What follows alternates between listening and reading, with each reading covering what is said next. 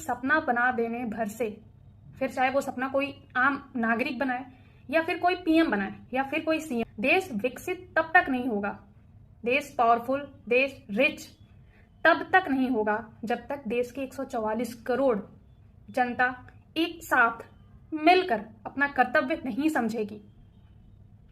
तब तक इम्पॉसिबल है।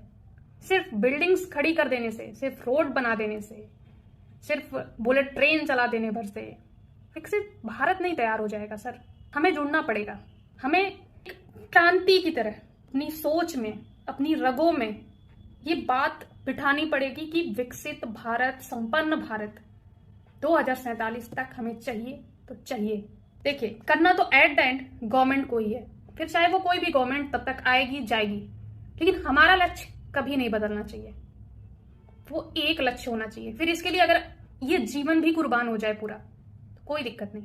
कम से कम आने वाली पीढ़ी को ये बता तो पाएंगे फक्र से कि विश्व के सबसे ज्यादा यूथ जब हम थे तो हमने देश को विकसित बनाने में अपना अहम योगदान दिया था। हमने कहीं भी चूक नहीं होने दिया। जैसे आज हम अपने देश के वीरों को याद करते हैं कि 1947 में देश को उन्होंने आजाद करवाया। धर्म, जाति, भाषा, प्रांत, समुदाय से ऊपर उठ करके वो एक हुए देश के लिए, इस मिट्टी के लिए। वैसे ही हम कभी फक्र से बोल पाएंगे। और अगर तब तक नहीं भी जिंदा रहे तो हमारी पीढ़ी कम से कम हमारे ऊपर प्राउड फील कर पाएगी कि हाँ, कोई था, हमारे पूर्वज में कोई था, कुछ लोग थे जो इस मुद्दे को लेकर के, इस सपने को लेकर के सच में सीरियस थे।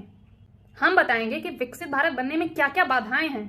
हम बताएंगे कि 144 करोड़ जब तक एक साथ नहीं आएगा, विकसित भारत असंभव है। हम बताएंगे सारी सरकार की कमियों को। हम बताएंगे कि 78 साल पुरानी वही घिसी पिटी राजनीति जिसकी वजह से हमारा देश कभी गुलाम बना, वो घिसी पिटी राजनीति देश के लिए अब नहीं चलेगी। हम बताएंगे कि देश बड़ा है, पार्टी नहीं। हम बताएंगे कि जाति, धर्म, समुदाय, भाषा, प्रांत में इस देश को बांटने की हिम्मत अब कोई नहीं कर पाएगा। मैं अकेली नहीं हूं इस सोच की, अकेली हो ही नहीं सकती। ये भारत देश है। यहाँ वीर ना पहले जन्म लेना बंद किए और ना आगे जन्म लेना बंद करेंगे।